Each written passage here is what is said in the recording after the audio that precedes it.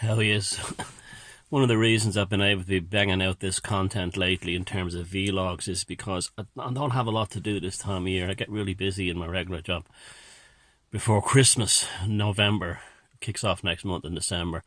So this is kind of the lull period between the summer and Christmas. So it's a good time of year to collect your thoughts, which is what, the thing with Samhain and Halloween and the veil thinning, etc. Really means in many ways. Be sort of look into the subconscious mind.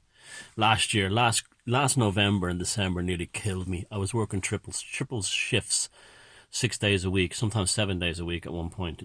Mostly double, but sometimes triple shifts, and it actually messed me up. It actually wrecked me, mentally, physically, psychologically, emotionally. It was horrible, and I said I'd never do that ever again. But then again, it's hard to turn down money, and I wanted to go traveling earlier this year, so it's like, when opportunity knocks, it's very difficult to say hello, and that's what's happening or say no, and that's what's happening with these videos. I'm banging them out lately.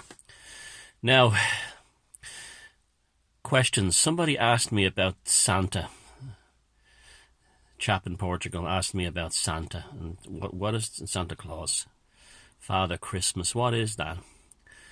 Well, it's a really strange one because it's very difficult to get an answer. Everyone seems to have their theory. Everyone seems to have their own theory of Santa Claus. Now, the common one is that it was some kind of pagan or agrarian cult type fairy archetype that was later Christianized via the Orthodox Saint Nicholas. And Saint Nicholas became Santa Claus or Father Christmas. But when you start looking back into this, you can't find a lot of evidence for the proto-Santa Claus. There's all kinds of stories. I'm sure you've heard them all.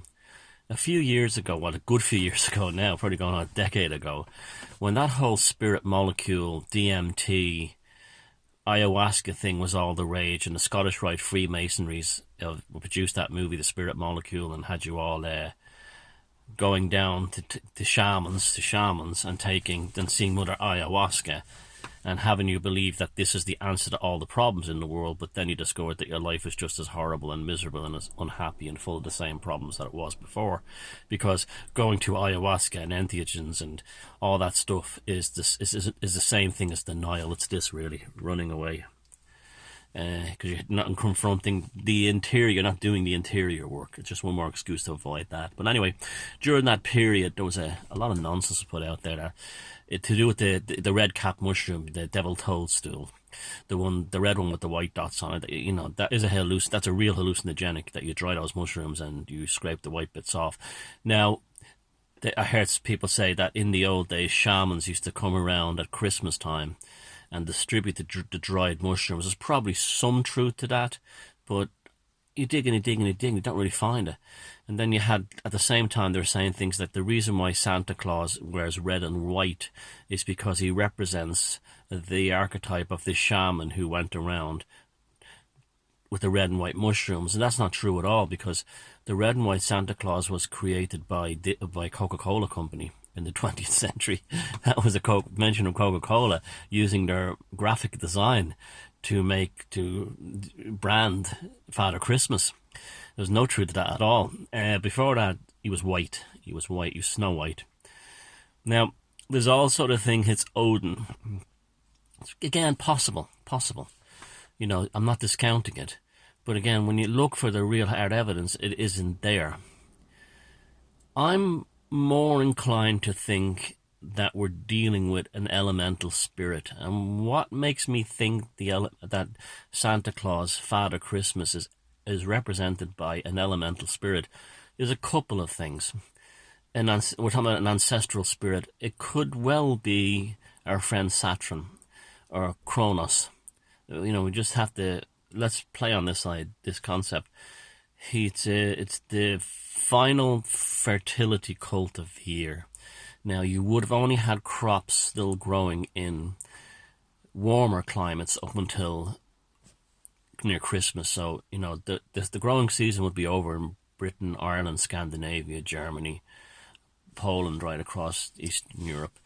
In southern central and southern Europe, you would still be able to grow things up until close to Christmas, over from Iberia, the Italian peninsula, Greece, the Balkans, before they plunge into their really cold winters in January. So that would have been that's kind of like gives you a clue that if there's any, the Santa Claus thing is probably based on some kind of ancestral spirit. See, so much was lost. Not only did they exterminate folk cultures, but they exterminated the actual folk history itself. And this is why they have these resentments. This is why the Vatican had this resentment against people in Sardinia and Sicily, because they were in remote areas. They would still be basically pagans. Christian or paganized Catholics who were highly paganized. Same with like the mountainous parts of Spain and Portugal. It would have been the northern parts of those countries, and island communities as well in general. Now,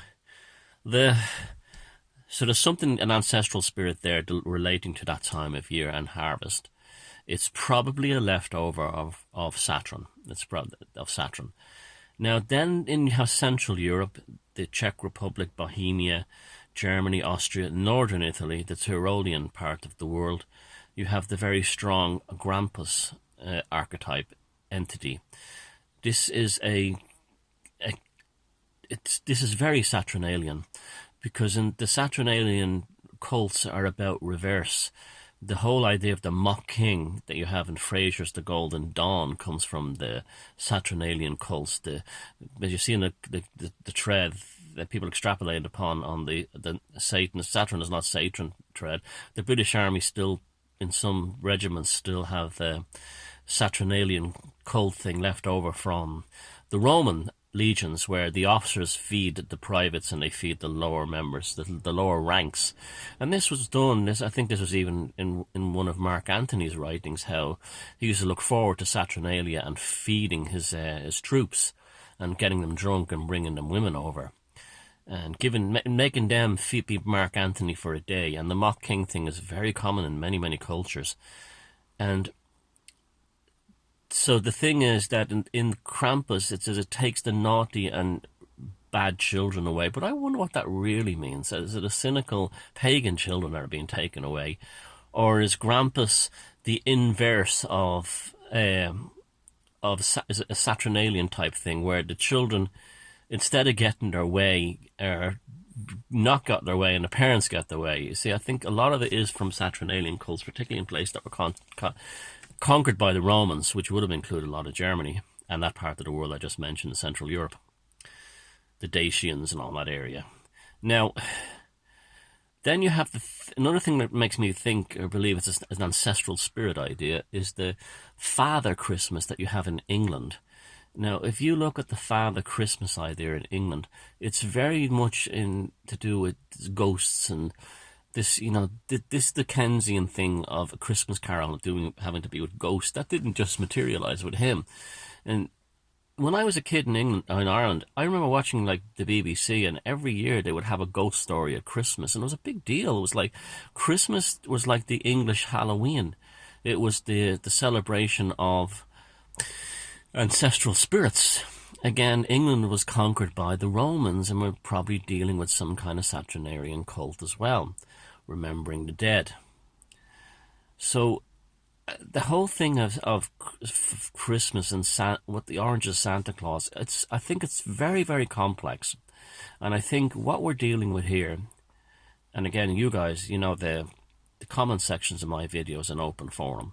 It's like the round table. And so you can add your own to this, or else what I don't know. But think of the cable method again. There was lots of traditions came from the pagan world, and folklore traditions also. And all those things I've mentioned just now all probably have a little bit of truth in them. But they were all converged into an idea of Santa Claus, as probably in the late Victorian, early 20th century. And this is what gave us the Santa of today, Father Christmas of today, Santa Claus of today. And it was glued all together by the Coca-Cola company into what you see as the man in the red and white outfit. So yeah, it's an interesting one. It's a multicultural one. It's one of those things that everyone will have to sort of give their own aspect to it. But my suspicion is that Santa is based on an ancient fertility spirit that's somehow connected to the Saturnalian cults of the Roman Empire. Or maybe not, but that's just my hunch. Okay,